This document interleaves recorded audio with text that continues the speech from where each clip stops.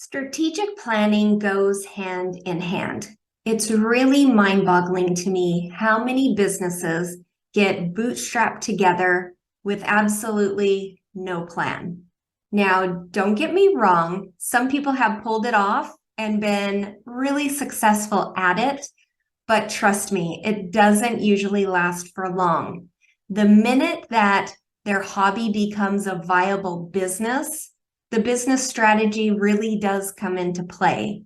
So strategic planning is a must for any business if you're ever going to scale or keep your sanity. Hello and welcome to another episode of Digital Marketing Made Simple. I'm your host, Jennie Lyon, and today I wanted to dig in to some of my most expert strategic business planning tips that will really help you move the needle in 2023. Let's jump into it.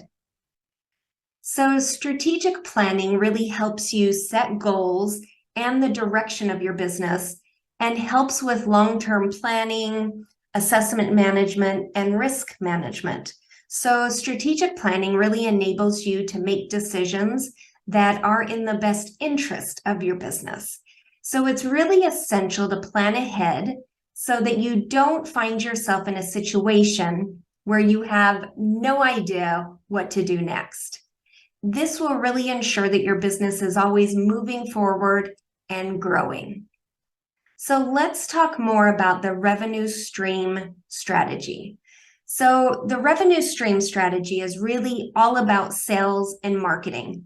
And this is where you can determine how your business is going to generate revenue. So if you're a new business that's just starting out, knowing which channels will be the best for you from the very beginning is essential. It will really allow you to focus on the most effective and profitable channels. And if you're already in business, then it's really important to regularly review your revenue stream strategy. You really should be constantly evaluating it and improving it, and really analyzing which channels work best for your business. Next up is a huge one, and something that I really feel like this year I saw more than ever. That is defining your ideal client. So the best way to really define your ICA, your ideal client avatar, is by creating that persona. So your ideal client avatar is really an archetype of the type of person that you want to work with. So when creating your ideal client avatar, you want to include things like demographics.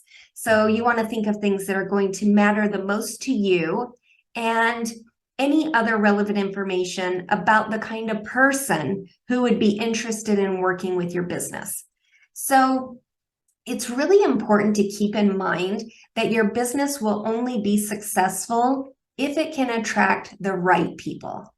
So once you really define who your ideal client avatar is, you really want to make sure that you're marketing and advertising in a way that appeals to them.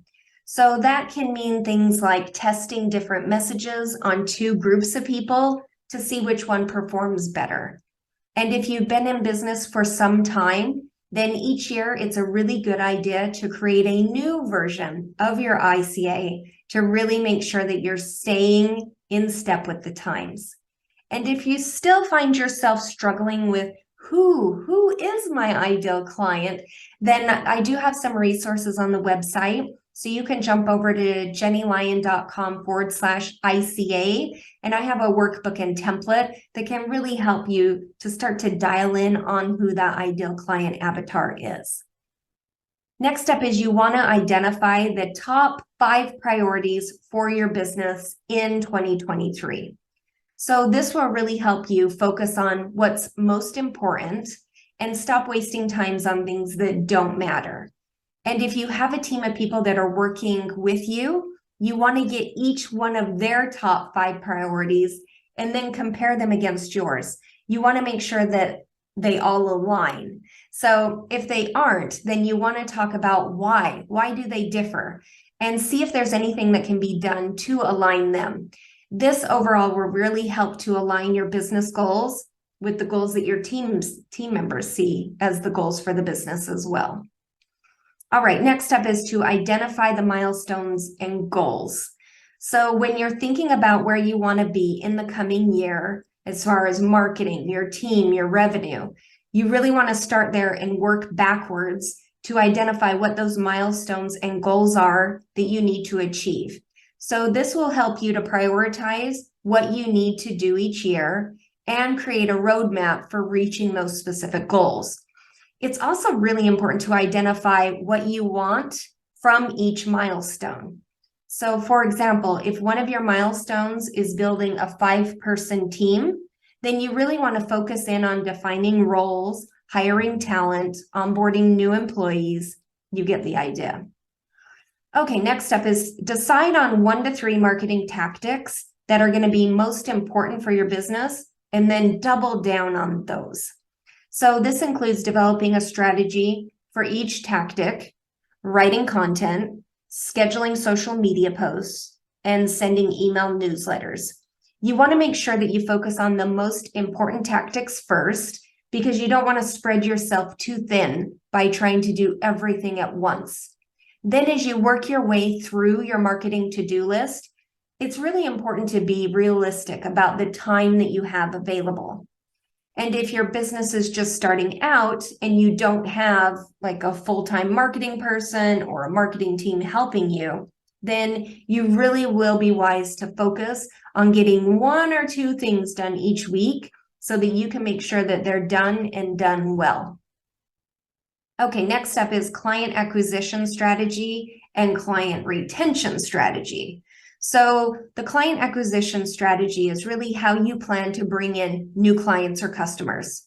On the other hand, the client retention strategy is how are you going to keep them or keep them coming back? These 2 strategies are often related. So if you have a really great retention strategy, then it can also help with acquiring new clients. So for example, if you offer a free trial or a consultation with your products or your services, then people will know what they're getting before they pay for anything. So your retention strategy should include automated emails or follow-ups with those potential customers. You want to make sure that you're reaching out to them and letting them know that you really appreciate their business. Next up are the needed resources. So one of the biggest challenges for a small business owner is managing all of the different resources that are involved with running a company. So we all have to wear so many different hats, and sometimes it can be really hard to keep up with everything that needs to be done when you're trying to focus on your customers. So it would be best if you had a team who can support you with this, whether you have like a virtual assistant or someone else inside your team who can help with the day-to-day tasks. So we do that for a lot of our clients because they're really busy running the business that they don't have time for the admin type tasks. So we do have a virtual assistant team that can handle those. But that also goes into, managing those bigger picture items as well. That's what our digital marketing team covers. But there are different systems that you can put into place to manage the different resources. So it can even mean things like hiring an accountant or a bookkeeper, or even setting up the right software for your business. We set up a lot of different types of software and different types of packages for clients depending on what they need. So there's a lot of resources available out there. Another must-need resource for your business is a financial plan. So a financial plan with revenue goals and expenses. This way, you really can understand your financials in a really holistic way. This means tracking all of your money that's coming in. What are the different sources? Where is that money coming from? And then how much money do you have going out for all of the different expenses that you have? You also want to look at your cash flow and figure out how long does it take to get paid by your clients. Once you really grasp those financials, then you can set a plan in place to start to improve them. So this might mean offering discounts to clients who pay upfront, or setting up payment plans so that they can pay you in installments. And you can also start to see where you can charge more for certain services while cutting costs elsewhere, which can help make up the difference. And nowadays, it's really evident that a well-designed business plan can really help to prevent very common pitfalls and really enables you as a business owner to focus on the most important parts of your business. It also provides a valuable framework for evaluating the effectiveness of your actions and making course corrections as needed. So without one, entrepreneurs are often left wondering if they're doing things right or not. So if you have any questions about that, please reach out and schedule a free consultation. I really would love to see 2023 be your best year yet. And I can really help by really digging in and looking under the hood. A lot of our clients right now are having us look through all of their analytics and insights and really helping to make a business plan and a marketing plan for 2023 that makes sense for their business. That way we have time to not only assess what's working and what's not working now in this current year, but to be able to fix that for 2023 and create actionable steps that you'll be able to execute immediately to really see those gains that you're looking for in the coming year. All right, so what did we learn today? Well, we learned what is revenue stream strategy and why is it important? And then the perks of really defining and redefining your ideal client avatar.